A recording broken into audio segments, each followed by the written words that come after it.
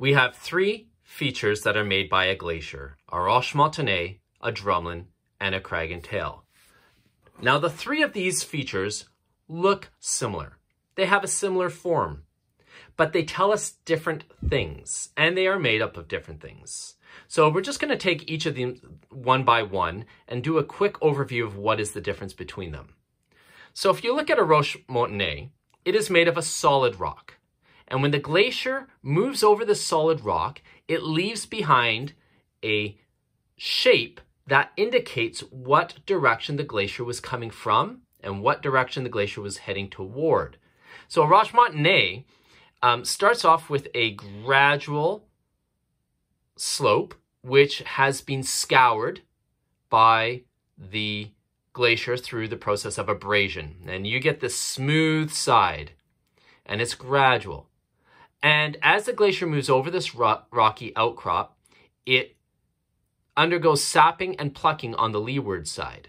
And so the glacier will fuse itself to this rock, and as it moves away from the rock, it's going to pluck that rock away.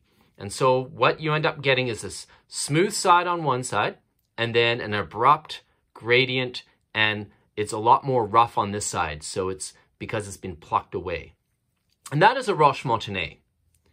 Now, a drumlin is, as you can see, it also has that mound where one side is gradual and the other side is more abrupt. But you'll notice that the shape is the exact opposite of a Roche Moutonnee.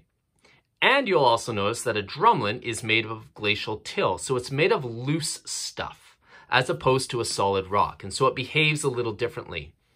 And a drumlin is, because it's made of glacial till, it has been deposited there by the glacier, as opposed to this, which was already there and has just been shaped. So with a drumlin, all this gravel has accumulated in these pockets within a glacier, and it gets deposited onto the ground. And so it would be this mound, and as the glacier moves, it actually drags part of this mound out. And so that is why with a drumlin, it also tells us the direction of glacial movement, but we have the steep side on the side that the glacier is coming from. And then as the glacier moves, it's dragging out this mound, and it indicates sort of the direction that the glacier was moving toward. So you can see that they are the exact opposites.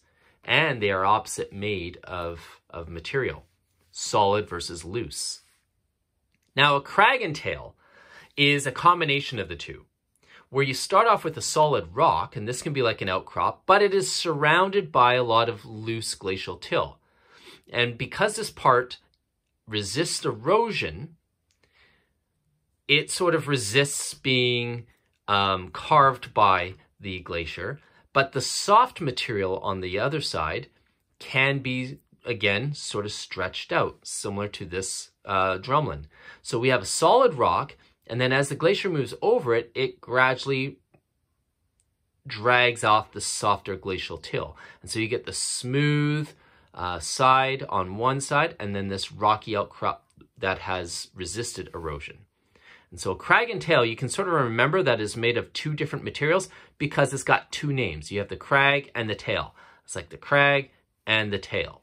And that is the difference between the three continental features.